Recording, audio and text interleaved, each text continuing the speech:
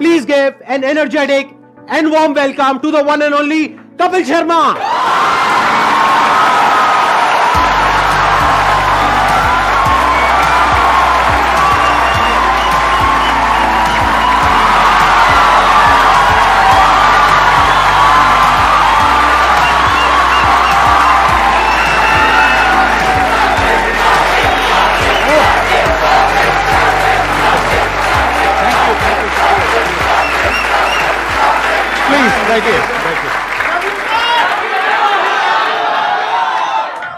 Thank you इतने प्यार के लिए, मोहब्बत के लिए। क्या एनर्जी आप सबकी, वाह।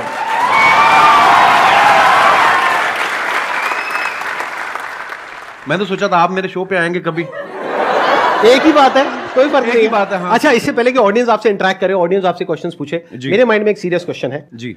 आज से 10 साल पहले आपने अपने करियर की शुरुआत करी थी। मैंने देखा 2013 में कॉमेडी नाइट्स विद कपिल के नाम से आपका शो आया था। आज पूरे 10 साल हो गए हैं। जी सर। तो तब क्या आपने सोचा था कि एक दिन आपको संदीप महेश्वरी शो में आने का मौका मिलेगा?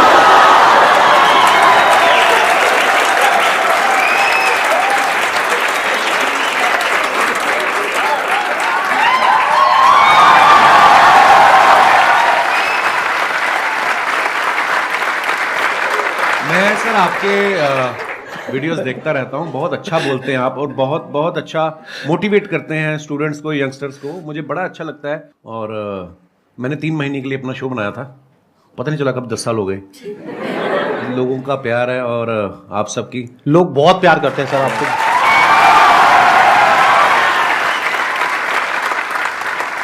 चलिए Q&A सेशन शुरू करते हैं। सर आपसे एक्चुअली एक रिक्वेस्ट है कि आप मोटिवेशनल मंच पे आए हैं तो कॉमेडी के वे में थोड़ा मोटिवेट कर सकते हैं।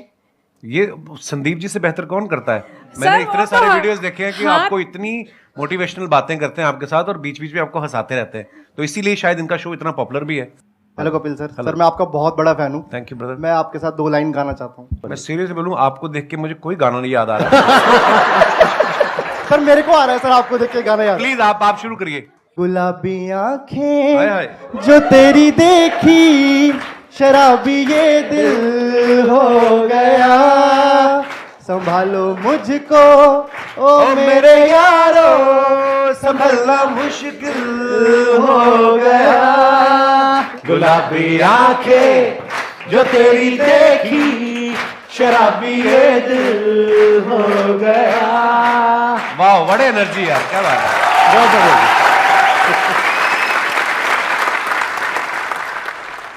सर मैं बहुत ज्यादा बोलती हूँ, बहुत ज्यादा, हद से ज्यादा बोलती हूँ। भगवान उसका भला करे जिससे आपकी शादी होगी।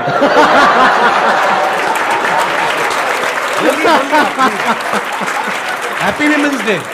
Thank you sir, thank you so much. मेरे को ये पूछना है सर, गुड लिसनर कैसे बन सकती हूँ मैं? चुप रह के।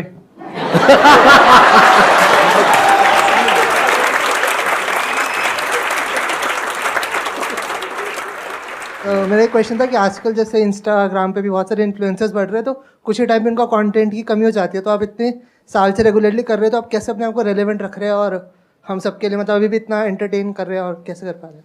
मुझे ऐसा लगता है आज से जब 15 साल 16 साल पहले जब नेशनल टीवी पे हिंदी में काम शुरू किया था, तो मेरे खुद के दोस्त बोलते थे कॉमेडी बड़ी हो चुकी है, अब नहीं होगी। मैं कहा ऐसे तो सांस भी बड़े ले चुका है ना। तो मुझे ऐसा लगता है कि जब तक दुनिया है, जब तक हालात हैं, हर रोज़ कुछ ना कुछ आपकी ज़िंदगी में घटता है। आप न्यूज़ चैनल लगा के देख लो, हर जगह आपको कोई ना कोई नई चीज़ें मिलती हैं। तो जब तक ये सब होता रहेगा, ह्यूमर भी आता रहेगा। हाँ, मेहनत लगती है, पर हाँ, जैसे ये जो आपकी एनर्जी देखी, जो आप लोगों का प्यार देखा, तो ये हमें मोटिवेट करता है और मेहनत करने के लिए।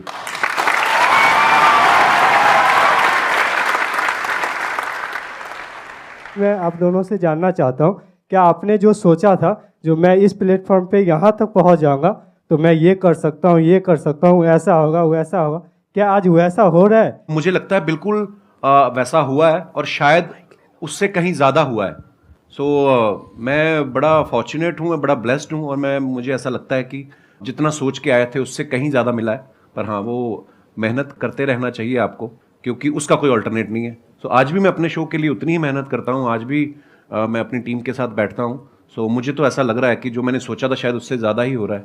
देखो बेसिकली क्या होता है कि जब हम किसी भी काम को शुरू करते हैं ना, तब हमने ऐसा नहीं सोचा होता कि इतने टाइम बाद ऐसा होने वाला है। अब अगर इन्हीं का एग्जांपल देखा जाए, जब आपने शुरू किया था तब आई एम 100% श्योर आपने ऐसा सोचा भी नहीं होगा कि एक दिन मेरा शो होगा, ये होगा, वो होगा। Never. ऐसा कुछ कभी नहीं सोचा था कभी नहीं। आपने? मुझे था कि इसमें देख तो एपिसोड में भी आ गया ना मैं, हाँ, हाँ। तो अपने लाइव शोज लगने शुरू हो जाएंगे, हाँ। और बस मजा करेंगे। फिर उसके उस सीरीज के विनर हो गए, हाँ। फिर उसके बाद दूसरे शोज ऑफर होने लग गए, और उसके बाद फिर लगा कि यार एक ऐसा शो बनाते हैं जिसमें सारे एलिमेंट्स हों ये, और वाकई इंसान कभी नहीं सोचता। और फिर उसके बाद में इनका शो हो गया, और इतना शो भी अच्छा खासा चलने लगा, करने लगा। उसके बाद में मूवीज में आ गए।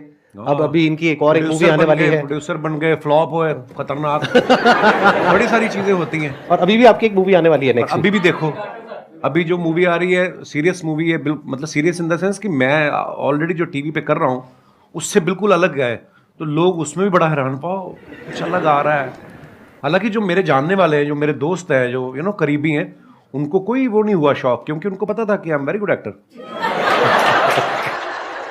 तो बिल्कुल संदीप जी ने सही कहा, बहुत सारी चीजें होती जो हम लोग हमारे बियॉन्ड में हमने एक्चुअली नहीं सोची होती। इसको आप इस तरीके से देखो कि जैसे जैसे हम लाइफ में आगे बढ़ते हैं ना, तो हमारी जो विजन है वो बड़ी होती है। बिल्कुल। जब अभी अगर आप अपनी बात करो तो आपकी विजन इतनी सी है, तो आपको लग रहा है कि मैं बस इतना ही कर सकता हूं।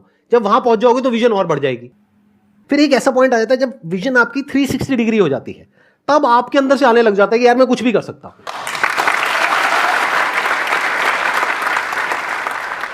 मजा आना चाहिए, मुझे ऐसा लगता है, जो मैंने देखा कि अब मजा आ रहा तो फिर जिंदगी पता नहीं चलती। 10 साल मेरे कब निकले ये वाले, जब ये शो शुरू किया मुझे जेन्युइनली नहीं पता चला।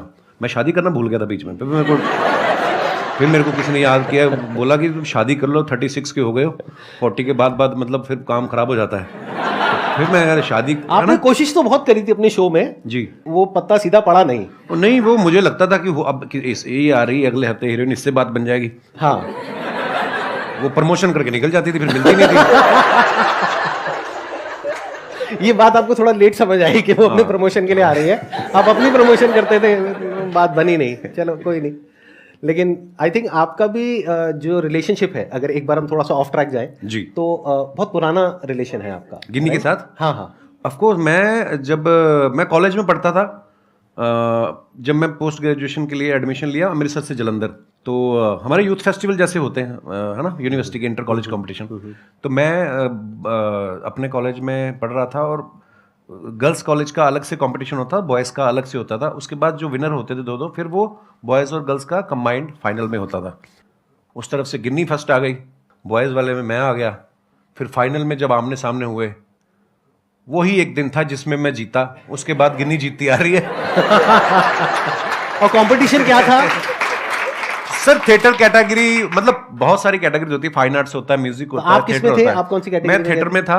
थिएटर और में थिएटर में होता है one act play, skit, histrionics, mime, fancy dress. अच्छा, तो शुरू से ही आपको शौक रहा है थिएटर का, म्यूजिक का, इन सब चीजों का? जी। और वो जो आपकी वाइफ है वो किस कैटेगरी में थी? वो थिएटर में ही थी, और वो फोक डांस में भी थी। हाँ, गिद्दा बड़ा अच्छा डालती थी, अब तो मुझे नहीं चाहती है, पर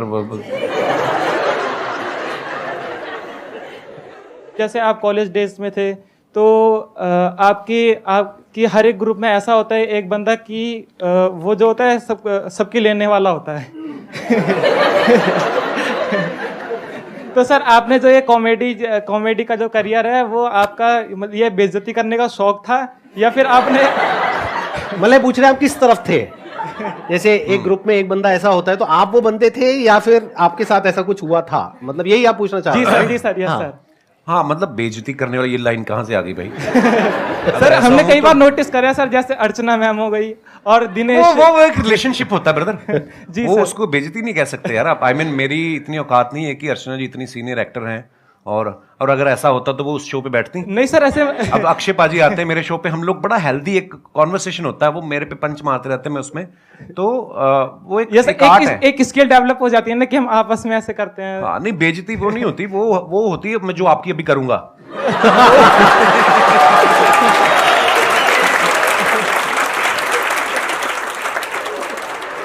मैं स्कूल में ऐसा नहीं था, बिल्कुल कॉलेज में भी ऐसा नहीं था।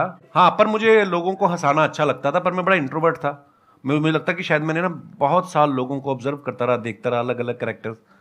तो जैसे अभी मैडम ने भी सवाल पूछा था, तो वो चीज़ें डेवलप हो रही होती हैं, आपको नहीं पता होता है कि आपके अंदर कुछ डेवलप हो रहा है धीरे धीरे करके।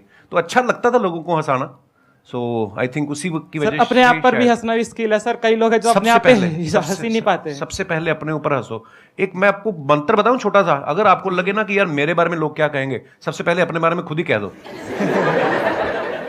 जब आपके शो में कोई भी आता है या जैसे एक्टिंग हो गया या सिंगर, तो आपको किस में मज़ा आता है? आपने एक्ट्रेस तो बोला ही नहीं। मेन मजे वाली बात है, है सिंगर है। सिंगर के साथ ज़्यादा मज़ा आता है या हाँ, मुझे एक्चुअली क्योंकि पर्सनली मुझे म्यूजिक का बहुत शौक है। नहीं, एक्टर के साथ भी बहुत मजा आता है, मस्ती मजाक करते हैं, पर कोई जब सिंगर आता है तो उससे ये होता है कि आप भी एंटरटेन होते हो, है ना? नहीं तो अदरवाइज हम उनको कर रहे होते हैं, ऑडियंस को कर रहे होते हैं। तो म्यूजिशियंस कोई भी आते हैं, सिंगर या, तो मुझे बड़ा अच्छा लगता है। Thank you. क्वेश्चन मेरा ये है, जैसे कि सर वैसे मैं डिजिटल मार्केटिंग करता हूँ और क्या कहते हैं मिमिक्री वगैरह भी कर लेता हूँ मैं। अच्छा जी। बट मैं क्या है, मैं कहीं चैनल वगैरह पे किसी चीज़ पे मैंने कोई चैनल वगैरह नहीं बनाया। वैसे क्लाइंट के लिए हम लोग ये काम करते हैं, तो उनकी जो सोशल मीडिया अकाउंट है मैं अच्छे खासे रीच उन पे ला सकता हूँ, बट मेरे को टाइम नहीं मिल पाता। ऐसा भी नहीं है, बहुत कुछ करता हूँ, मतलब समझ में नहीं आता कि टाइम क्यों नहीं मिलता अपने लिए अगर निकालना चाहूँ तो। आप जवाब देंगे, मैं जवाब दूं? हाथ तो नहीं उठाना चाहते ना आप? मेरा आपसे सवाल है अब, ये सवाल आपने हमसे क्यों पूछा? क्योंकि आपका टाइम है। देखो, मैंने जैसे कहा कि आपको जिस चीज में मजा आता है, अगर आपको लग रहा है कि आपको जो आप जो कर रहे हैं उसमें आपको मजा आ रहा है, तो फिर आप वो अपने लिए कर रहे हैं, आप ही का टाइम है। और अगर आपको उसमें मजा नहीं आ रहा तो फिर मजा ढूंढने का। नहीं सर, मजा तो आता है, मतलब वही है कि टाइम नहीं मिल पाता, पता नहीं कैसे नहीं मिल पाता। भाई टाइम मिलता नहीं है, निकालना पड़ता है। My question is for both of you कि क्योंकि आप लोग अपनी फील्ड में ना you are the number one, which whatever you are doing right now, you are at the top. तो जब आप लोग उस स्टेज पे थे जहाँ पे आपको आपको पता था आपका काम अच्छा है, पॉपुलैरिटी मिल रही है and people around you started recognising you, तो उस स्टेज पे तो सब ऐसा होता है ना कि अरे यार तुम तो बहुत अच्छा करो, यू नो कि भाई अच्छा क्या है बुरा क्या है, but those people around will be a yes person कि आप जो बोलोगे दिल बी यस सर। So उस सिचुएशन में when you are at place where you can have everything, so how do you maintain that calm and composure? And वो ऐसा होता है ना कि you are you know कि you know what I need to do rather than getting affected by other people's opinion. तो वो अपने आप को कैसे आप मैनेज करते हो उस सिचुएशन में, या अपने आप को कैसे रियलाइज कराते हो कि ये सब जो चीज़ें हैं ना, फेम है जो भी है, ये तो आएगा चला जाएगा, but me as a person my value is determined by my work, so how do you continue to do that? Wow.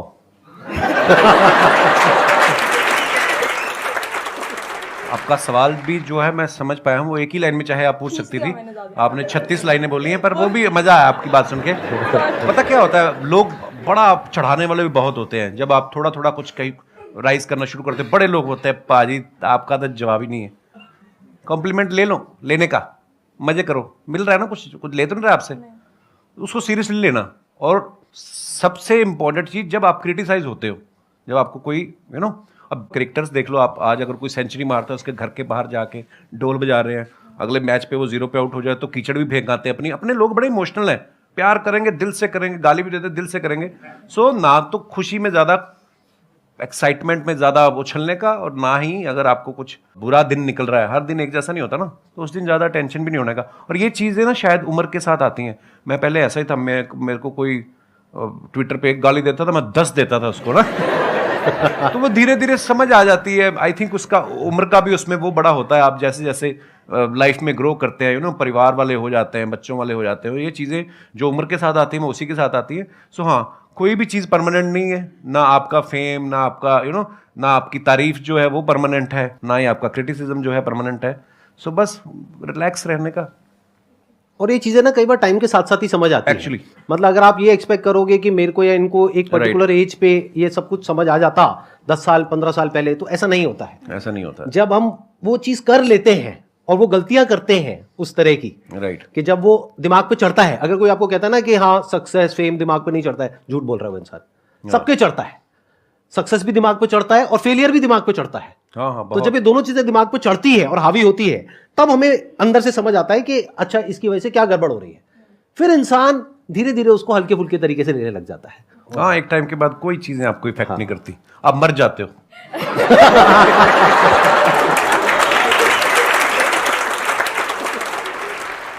मेरा एक ही क्वेश्चन है, हम खुद का बिजनेस कर रहे हैं, कुछ भी कर रहे हैं, हम कैसे टीम बिल्ड करें, उनके अंदर कैसे लॉयल्टी लेके आए, हम कैसे पता करें उनके दिल के अंदर हमारे लिए मतलब बहुत ज़्यादा लॉयल्टी है, मतलब समर्पण है हमारी कंपनी के लिए, हमारे लिए, हमारे टीम मेंबर के लिए। इट्स अ गुड क्वेश्चन, और ये हम सिर्फ टीम पे नहीं लगा सकते इस फंडे को, हम दोस्ती पे भी लगा सकते हैं, बिल्कुल, फ्रेंडशिप पे भी लगा सकते हैं, रिलेशनशिप बोल सकते हैं, any kind of a relationship, that could be a professional relationship और अ पर्सनल रिलेशनशिप। तो कोई भी रिलेशनशिप हो किसी भी तरीके की, उसको स्ट्रांग कैसे किया जाता है? देखो अब सामने वाले के मन में क्या चल रहा है ये तो आप कभी भी नहीं जान पाओगे। अगर आपको ऐसी कोई शक्ति मिल जाए तो तुम बिजनेस छोड़ के तुम तो लड़कियों के पीछे लग जाओगे कि मुझे तो पता है इसके दिमाग में क्या चल रहा है। सो देखो ये शक्तियाँ तो मुझे नहीं पता कहाँ से आती हैं, हाँ, लेकिन आपको कहीं ना कहीं अंदर से पता चल जाता है कि कौन मेरे लिए अच्छा सोच रहा है। अच्छा, ऐसा भी नहीं है कि जो आज आपके लिए अच्छा है वो आज से 5 साल बाद हो सकता है उसके मायने बदल जाएं, उसकी आपसे एक्सपेक्टेशन अलग हो जाएं। जो मेरे भी बहुत ऐसे मेरे दोस्त हैं, आज भी मेरे वही दोस्त हैं स्कूल कॉलेज के, पर कई दोस्त ऐसा भी होता है कि वो आपसे कुछ और उम्मीद करने लग जाते हैं। यू नो, समय बहुत बड़ी चीज़ है, समय के हिसाब से आपके विचार भी बदलते हैं, सब कुछ होता है। पर हाँ, अगर आपको ये जानना है कि ये मेरे लिए कितना लॉयल है तो ये सोचना छोड़ दो, आप अपना 100% उसको दे दो। जब वो देखेगा कि आप उसको कितनी मोहब्बत से इसको ट्रीट कर रहे हो तो वो सेम शायद बदले में आपको ऐसा मिलेगा। तो इसको हम पढ़ते भी आए हैं कि आपके ही कर्म आपके आगे आते हैं। मुझे ऐसा लगता है आप जब अपना 100% देते हो किसी को विदाउट एनी एक्सपेक्टेशन, आपके अंडर जो काम करते हैं जो भी, उनको अगर आप बहुत मोहब्बत देंगे तो शायद वो भी आपके लिए लॉयल ही होंगे।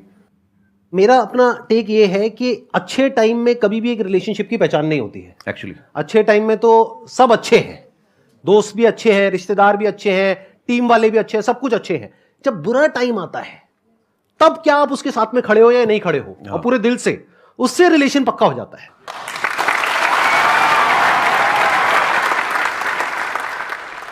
मैं आप दोनों की बहुत बड़ी फ़ैन हूँ। Thank you. प्लस आप दोनों ही बहुत पॉजिटिव पीपल हो, लाइक अगर देखें तो किसी को हंसा सकते हो बहुत इजीली और मोटिवेट भी कर सकते हो अपनी कॉमेडी से और अपनी बातों से। सब अग्री करेंगे कि हम कोई भी काम स्टार्ट करते हैं तो हम बहुत इम्पेशेंट हो जाते हैं उस चीज़ को लेके। तो आप इम्पेशेंट आप दोनों भी होते होंगे, तो आप कैसे डील करते हैं उस चीज़ से, दोनों? लाइफ में जो सबसे बड़ी क्वालिटी हम सबके अंदर होनी चाहिए, जो आई एम 100% श्योर इनके अंदर भी है, और वो लोग जो आगे बढ़े हैं लाइफ में सबके अंदर है। लाइफ में अंदर चाहे जैसी भी हालत है, मन है चाहे नहीं है, जो करना है वो करना है, as simple as that. The show must go on. ये क्वालिटी हमारे अंदर सबके अंदर होनी चाहिए अगर हम लाइफ में आगे बढ़ना चाहते हैं, तो जो आज की जनरेशन में बहुत कम लोगों के अंदर होती है। हम क्या सोचते हैं, काम को शुरू करते हैं, रिजल्ट नहीं आया, छोड़ो बेकार है, फिर किया नहीं आया, बेकार है। बेकार है क्या होता है, करना है तो करना है ना। आगे सर आपकी बारी। सेम। मुझे पता था ऐसे कुछ आने वाला है यहाँ से।